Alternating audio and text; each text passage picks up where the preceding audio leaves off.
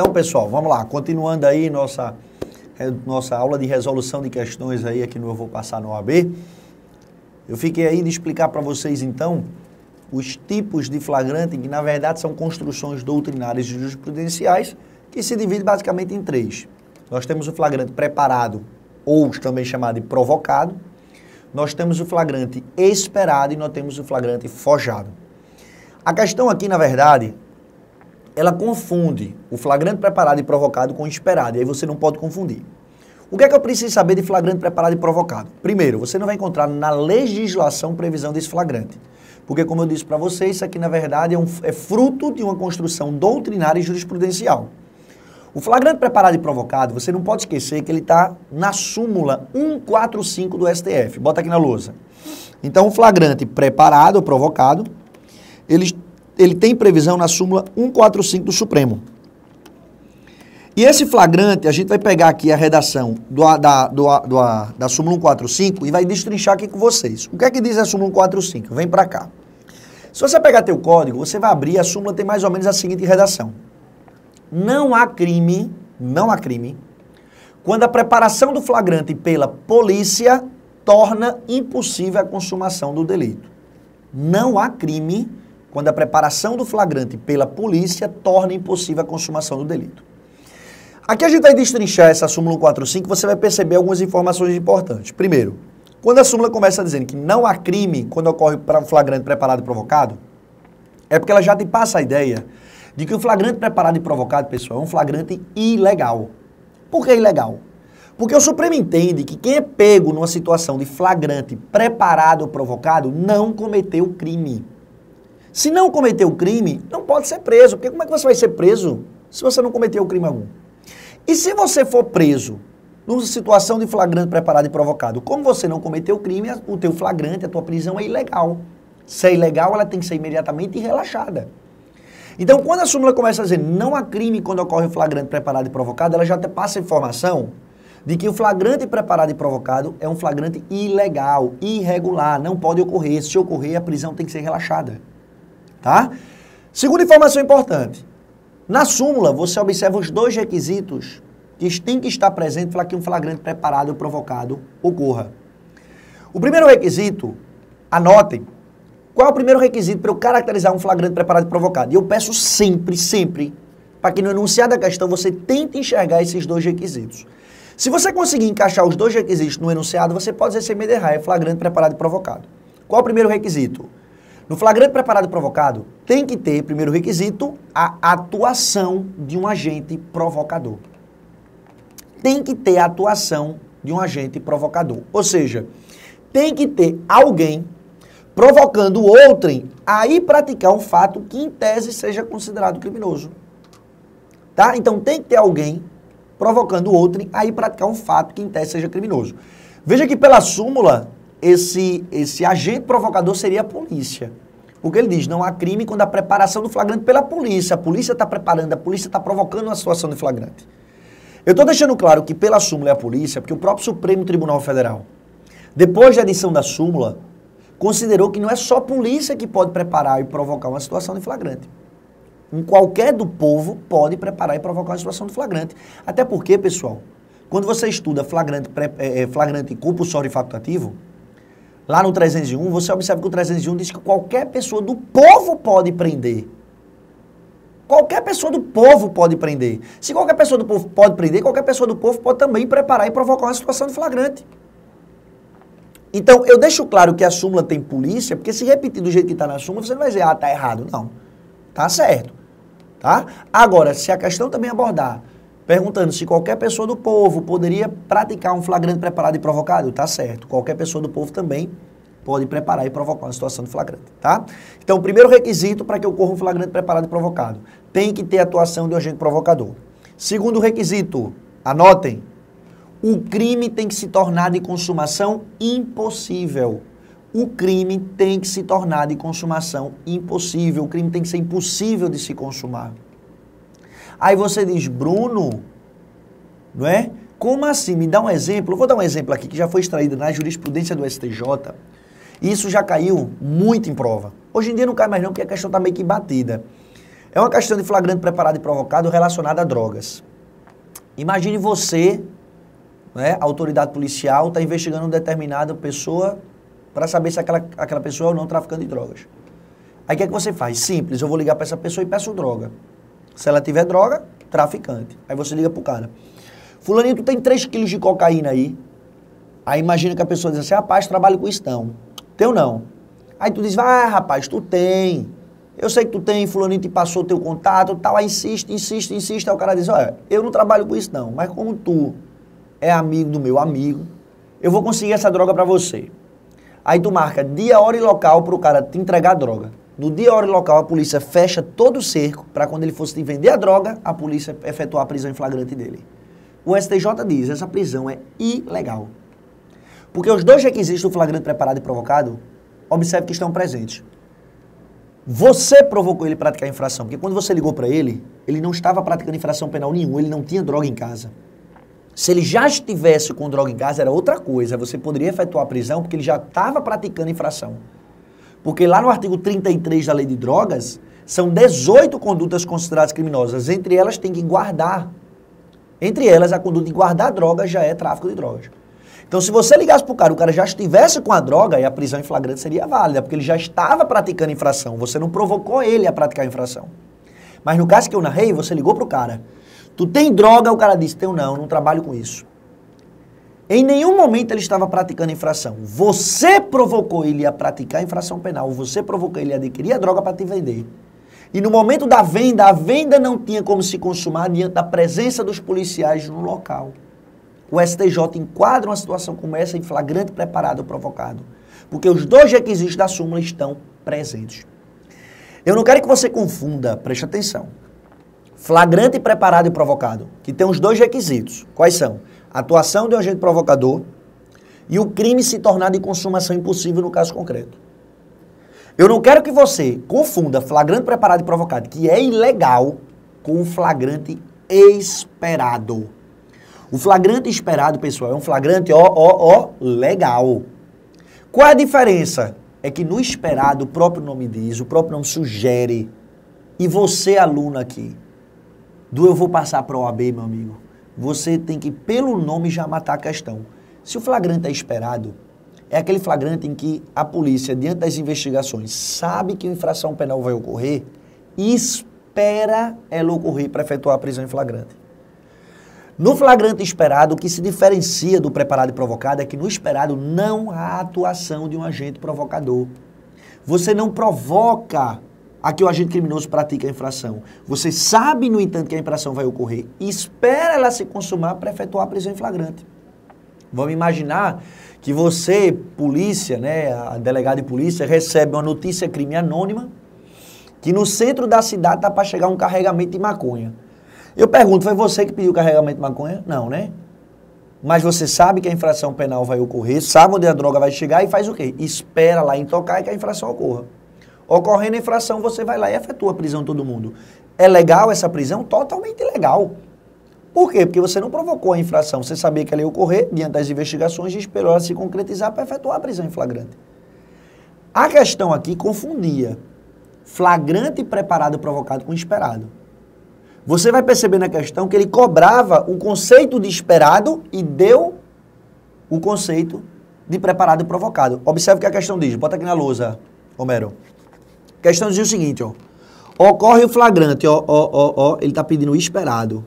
O esperado é quando você espera a infração penal ocorrer para efetuar a prisão em flagrante, sem que você provoque, né? Aí ele diz, ocorre o flagrante esperado quando alguém provoca, olha aqui, a atuação do agente provocador. Provoca o agente à prática do crime e ao mesmo tempo toma providência para que tal crime não se consume, ou seja, crime impossível de se consumar. Nesse caso, entende o STF que há crime impossível. Se o crime é impossível de ocorrer e tem atuação de agente provocador, o flagrante não é o esperado. Na verdade, ele cobrou aqui o conceito de flagrante preparado, ou também chamado de flagrante provocado. Tá? Então, a questão está equivocada. Para finalizar, como eu disse para vocês, vem para cá, ó. A doutrina ainda coloca uma terceira classificação de flagrante, que é o flagrante forjado. O próprio nome diz que o flagrante forjado, uma coisa que foi forjada, na verdade é inexistente, né? Primeira ideia que eu posso te passar do flagrante forjado, a classificação que a doutrina coloca de flagrante forjado é um flagrante ilegal. Por que ilegal? Porque, na verdade, se forja, se cria uma situação de flagrante, na verdade, inexistente para incriminar indevidamente alguém. No flagrante forjado, a pessoa que está sendo presa é que é a vítima do caso. Por quê? Porque ela não praticou infração penal nenhuma, se forjou uma situação para incriminá-la indevidamente. Quer ver um exemplo? Você para na blitz da polícia rodoviária. Aí, enquanto um dos policiais pede para que você saia do carro para fazer a vistoria do carro, outro policial, sem que você perceba, vai lá e coloca drogas no teu carro. Eu pergunto, você praticou tráfico de drogas? Não. Se forjou uma situação, se plantou a droga no teu carro para te incriminar como traficante. Veja que, na verdade, você está sendo a vítima da história. Quem tem que responder criminalmente, no mínimo, por abuso de autoridade, são os policiais. Não é? Então, perceba que no flagrante forjado, da mesma forma que o preparado e provocado é ilegal. Você pode estar olhando e dizendo o seguinte, Bruno, mas qual a diferença do preparado e provocado para o forjado? Os dois são ilegais, mas quais são as diferenças? Porque eu não estou conseguindo enxergar. Você, aluno aqui do EVP na OAB, meu amigo, vai enxergar. Sabe qual a diferença? É que no preparado e provocado, você tem participação da pessoa que está sendo presa. Perceba que a pessoa que está sendo presa, ela foi provocada a praticar uma conduta que, em tese, é considerada criminosa para ser presa. Não é? Lembra dos exemplos que te ajudam. No caso, o tráfico de drogas. A polícia te pediu para ir adquirir a droga. Você não estava praticando infração, você foi lá adquirir a droga e foi preso ilegitimamente. Já no forjado a pessoa que está sendo presa não tem conduta nenhuma, ela não pratica ação nenhuma. Ela basicamente não faz nada, se cria uma situação e te incrimina, sem que você que foi preso tenha participação alguma. Tá dando para entender? Então, flagrante forjado, veja o carro da Blitz. Você sai do carro sem que você perceba, a pessoa vai lá e coloca drogas no teu carro. Você não foi provocado a praticar nada. Então, a diferença do preparado e provocado forjado é a participação da pessoa que está sendo presa. Tá? Então, no forjado, da mesma forma que o preparado e provocado, ele é ilegal. Mas o esperado, ele é legal, ele é admissível no nosso ordenamento jurídico e é justamente isso que respondia a questão número 18. Tranquilo? Então bota na lousa. A questão número 18, ó. Queria o conceito de flagrante esperado, mas na verdade deu o conceito de flagrante preparado e provocado, colocando os dois requisitos consumados na súmula, consubstanciados na súmula 145 do Supremo. A atuação do agente provocador e o crime se tornar de consumação impossível. Beleza? Matamos mais uma questão. Vamos agora, pessoal, falar do Instituto da Liberdade Provisória, do Instituto especificamente da fiança. Vamos lá, ó. Questão número 19 diz assim: o valor da fiança, medida cautelar substitutiva da prisão, quando se tratar de infração cuja pena privativa de liberdade, em grau máximo, for superior a 4 anos, será fixado de 10 a 200 salários mínimos. E se assim recomendar a situação econômica do preso, a fiança poderá ser dispensada nos termos da lei, reduzidas até o máximo de 2/3 e aumentada até o máximo de 1000 vezes. Isso está certo ou está errado? Vem para cá. Na verdade, a questão está querendo cobrar aqui dos valores que podem ser arbitrados como fiança no processo penal. Quando a gente fala de fiança, deixa eu já te passar uma ideia importante. É necessário aqui você ler do artigo 321 do Código de Processo até o artigo 350. Eu te dou a sugestão, leia esses artigos, do 321 ao 350. Do 321 ao 350, o Código de Processo Penal vai falar do assunto liberdade provisória. E nesse artigo 321, nesses artigos 321 ao 350, o Código de Processo Penal regulamenta basicamente o instituto da fiança no processo penal. Primeiramente, é importante você saber a quem compete arbitrar fiança. Nós já vimos aqui que pode arbitrar fiança juiz e delegado. Delegado até... o delegado, quais são as hipóteses que ele pode arbitrar? Nós já vimos. O delegado pode arbitrar fiança quando o crime tiver pena máxima até 4 anos. Até 4 anos, igual ou inferior a 4, você resolve tudo na delegacia. Nas outras hipóteses, desde que, obviamente, o crime seja afiançável, só quem pode arbitrar fiança é o juiz. Eu digo que desde que o delito seja afiançável, porque você tem que saber os delitos inafiançáveis, os delitos para os quais o nosso ordenamento jurídico não permite a fiança. Se você quiser saber quais são os delitos que não cabem fiança, está lá no artigo 323 e 324 do Código de Processo. 323 e 324 traz lá os delitos que não cabem fiança. Mas quando couber a fiança, quais são os valores que podem ser dados como fiança? Qual o valor mínimo e qual o valor máximo que pode ser arbitrado como fiança? É isso que a questão cobra. E aí, se você quiser saber qual o valor máximo, o valor mínimo e os parâmetros que o juiz pode, o delegado pode utilizar para arbitrar a fiança, está lá no artigo 325, é o artigo 325 do Código de Processo que te responde isso aqui. E você quer saber o valor da fiança? Bota na lousa que você vai saber agora. Olha para cá, vê. Pessoal, o valor da fiança vai depender da pena máxima do delito. Se a pena máxima do delito, pena máxima aqui, ó, você olha o crime, vamos lá, crime. Você olhou o crime.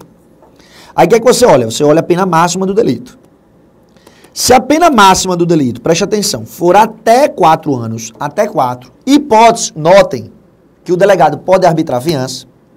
Se a pena for até 4 anos, o valor da fiança vai ficar entre um salário mínimo a 100 salários mínimos. Então, vamos imaginar um crime de furto aqui, por exemplo. Furto. Pena, reclusão de 1 a 4 anos. Aí o juiz e o delegado olham a pena máxima até 4. Ah, então se a pena é até 4, o valor da fiança fica entre um salário mínimo a 100. Beleza.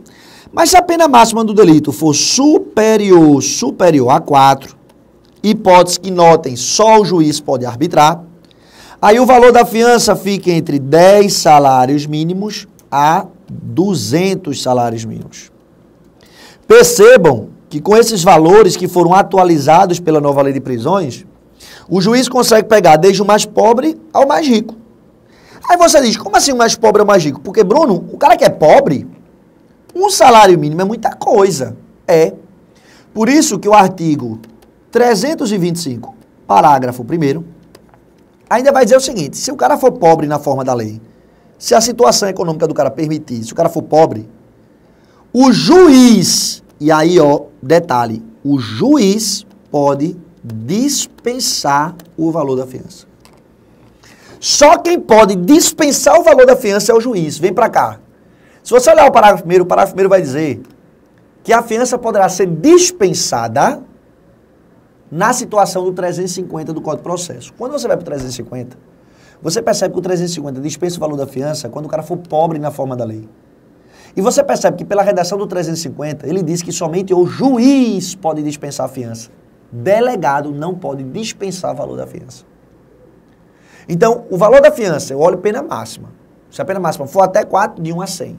Aí pode variar de 1 salário mínimo a 100. Se a pena máxima for superior a 4, vai variar entre 1 salário mínimo, entre 10 salários mínimos, perdão, se for superior a 4, entre 10 salários mínimos a 200. Se o cara for pobre na forma da lei, o parágrafo 1º ainda diz que o juiz, somente ele, pode dispensar o valor da fiança.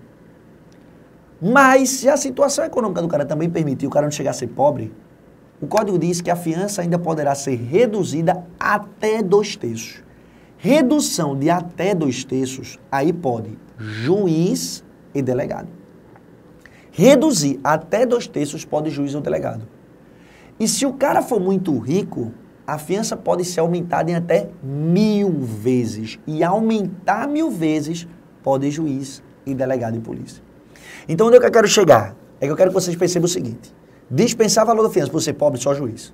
Reduzir até 2/3, se a situação econômica do cara permitir, se o cara não tiver dinheiro, coisa do tipo, eu posso arbitrar no mínimo e ainda reduzir 2/3. Reduzir 2/3 pode juiz e delegado. E se o cara for muito rico, quando o delegado e o juiz percebem que o valor da fiança não vai atingir o seu patrimônio, aí pode dar uma cacetada, dar o valor da fiança e ainda pode aumentar até 1000 vezes. Esses são os parâmetros, basicamente, que o artigo 225 do Código de Processo Penal emprega. Tranquilo? Aí bota na questão 19. Aí a questão 19 dizia o seguinte, ó.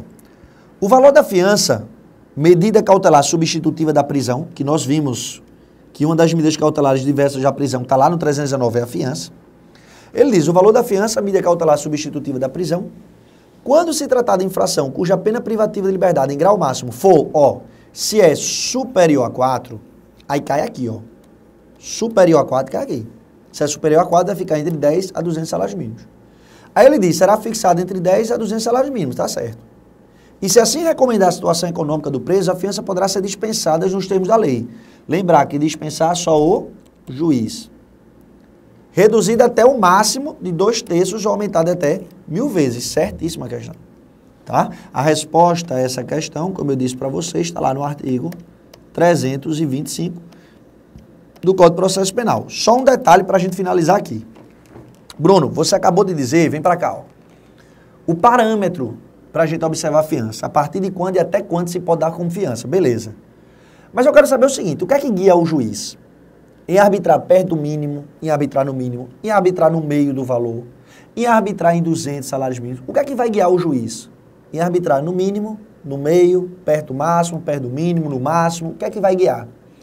O artigo 326 do Código de Processo vai dizer quais são os fatores que vão guiar o juiz, pessoal, no arbitramento da fiança. E é importante você saber isso, porque num caso concreto você deveria ter levado em consideração.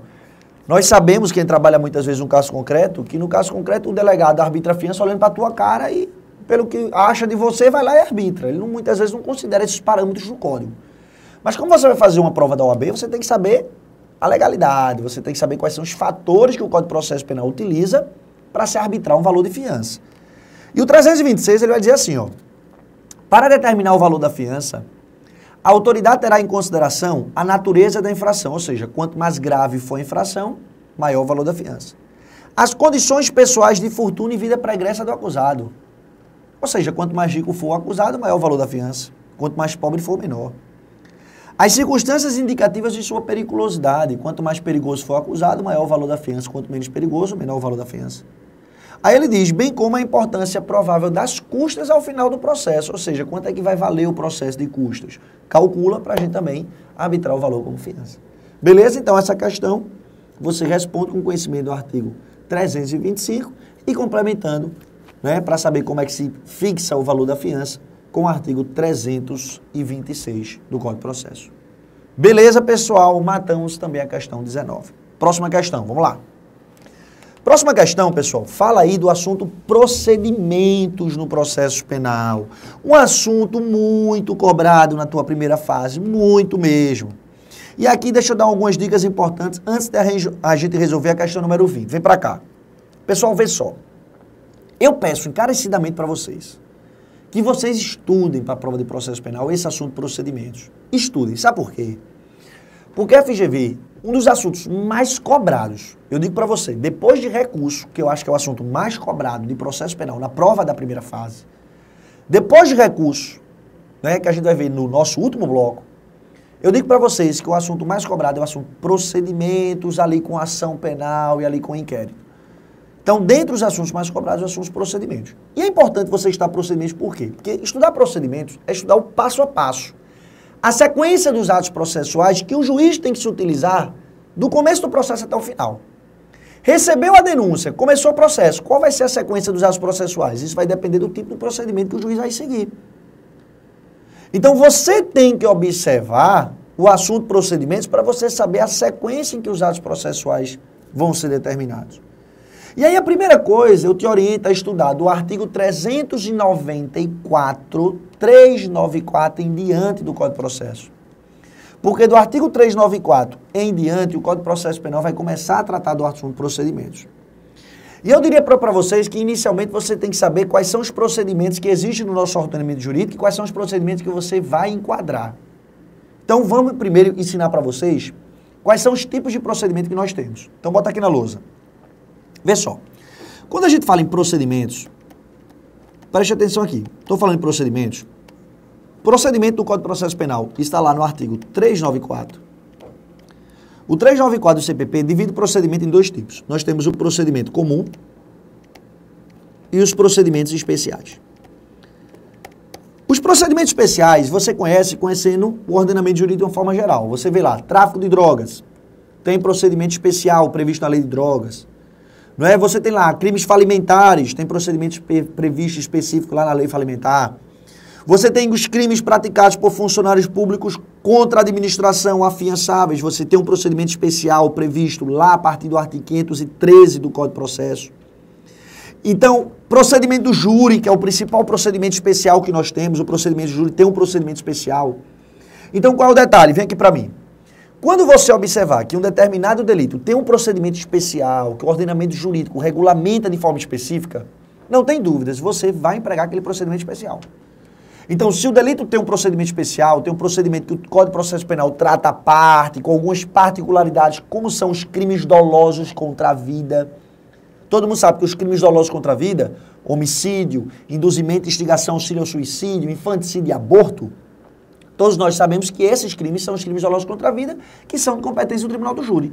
E sabemos que quando a gente vai para o júri, tem um procedimento especial, tratado a partir do artigo 406 do Código de Processo. Se você pegar o 406, você vai ver que tem um procedimento especial para o procedimento do júri.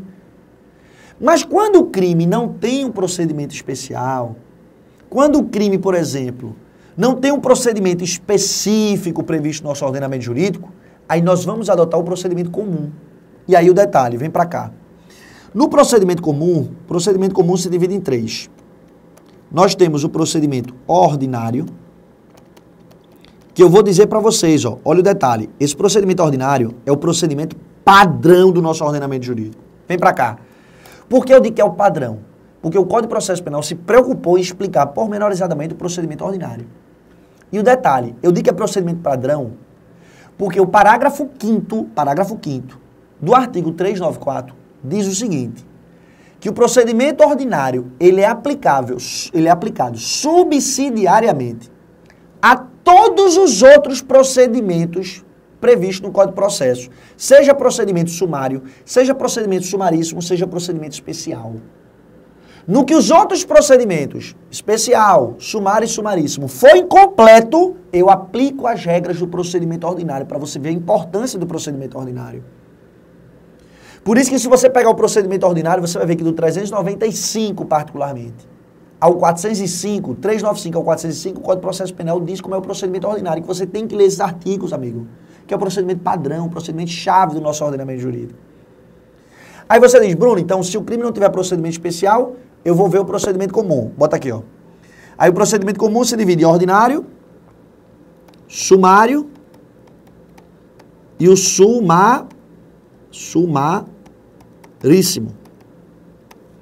Vamos lá, quando é que eu adoto o procedimento ordinário, sumário e sumaríssimo? O procedimento sumaríssimo, todos vocês devem saber, você adota para as chamadas infrações de menor potencial ofensivo. As infrações de menor potencial ofensivo compreendem todas as contravenções e todos os crimes cuja pena máxima combinada seja até 2 anos. Todas as contravenções de todos os crimes cuja pena máxima seja até 2 anos, infração de menor potencial ofensivo, eu aplico o procedimento sumaríssimo. Aqui uma observação que só você, amigo, aluno do Eu Vou Passar na OAB vai saber. Vem para cá. Qual é a informação importante? Preste atenção. Eu disse para vocês que se um crime tiver procedimento especial, em regra, você vai adotar o procedimento especial. Não é assim? Se não tiver procedimento especial, é que você vai adotar o procedimento comum. Não foi assim que eu disse? Perfeito. Mas tem uma exceção. Com exceção, veja o que eu vou dizer, você na hora da prova não pode errar. Se a infração se enquadrar no conceito de infração de menor potencial ofensivo, se a infração se enquadrar no conceito de infração de menor potencial ofensivo, você vai aplicar essa infração, mesmo que tenha um procedimento especial essa infração, você vai adotar o procedimento do juizado. O juizado, pessoal, é o procedimento adotado para as infrações de menor potencial ofensivo, mesmo que aquela infração tenha um procedimento especial previsto em lei.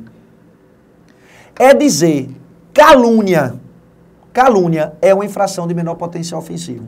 Se você pegar o Código de Processo, eu acho que é a partir do artigo 519. Se você pegar o 519 do Código de Processo, você vai perceber que tem um procedimento especial no Código de Processo previsto para os crimes contra a honra. Mas aquele procedimento especial para os crimes contra a honra, eu só aplico do Código de Processo se o crime contra a honra não se enquadrar no conceito de infração de menor potencial ofensivo. Se enquadrar no conceito de infração de menor potencial ofensivo, mesmo que o crime contra a honra tenha um procedimento especial, eu vou adotar a lei do juizado. Porque a lei do juizado ela é aplicável para as infrações de menor potencial ofensivo, mesmo que aquela infração tenha, presta atenção, um procedimento especial. Tranquilo? Então é assim. Infração de menor potencial ofensivo, beleza, procedimento do juizado, mesmo que tenha um procedimento especial previsto em lei. Tranquilo? Show de bola? Matamos? Volta para cá. Então, Bruno, procedimento sumaríssimo, então, excepciona essa regra de que for procedimento especial, vai para o procedimento especial. Se o crime eu fosse adotar o procedimento ordinário, mas tem um procedimento especial, eu adoto o procedimento especial. Mas se for infração de menor potencial ofensivo, eu adoto o procedimento sumaríssimo, mesmo que para aquele delito tenha um procedimento especial. Beleza? Procedimento sumário, quando é que eu adoto? Eu adoto quando o crime tiver pena superior a 2 anos. O crime tiver pena superior a 2 anos, porque tem que ser superior a 2. Porque se for igual a 2, juizado. Igual a 2 e inferior a 4. Por que tem que ser inferior a 4? Porque se for igual ou superior a 4 anos a pena do delito, o procedimento que eu vou seguir é o procedimento ordinário. Tá? Então é assim. Procedimentos eu tenho especial e comum. Se o crime tiver procedimento especial, em tese eu vou adotar o procedimento especial, a não ser que seja infração de menor potencial ofensivo. Se for infração de menor potencial ofensivo, todas as contravenções de todos os crimes cuja pena máxima é até 2 anos, juizado. Procedimento sumário, eu olho o crime, não tem que ter procedimento especial, e se não tem procedimento especial, eu olho o crime, a pena é superior a 2 e inferior a 4, procedimento sumário. Procedimento ordinário, não tem procedimento especial, o crime tem pena igual ou superior a 4, procedimento ordinário. E para responder essa questão, a gente tem que conhecer um pouco do procedimento ordinário. Por isso eu vou fazer o seguinte, vem para cá, a gente finaliza esse bloco por aqui, no próximo bloco a gente responde essa questão e dá uma geral com vocês sobre o assunto. Recursos de um processo penal.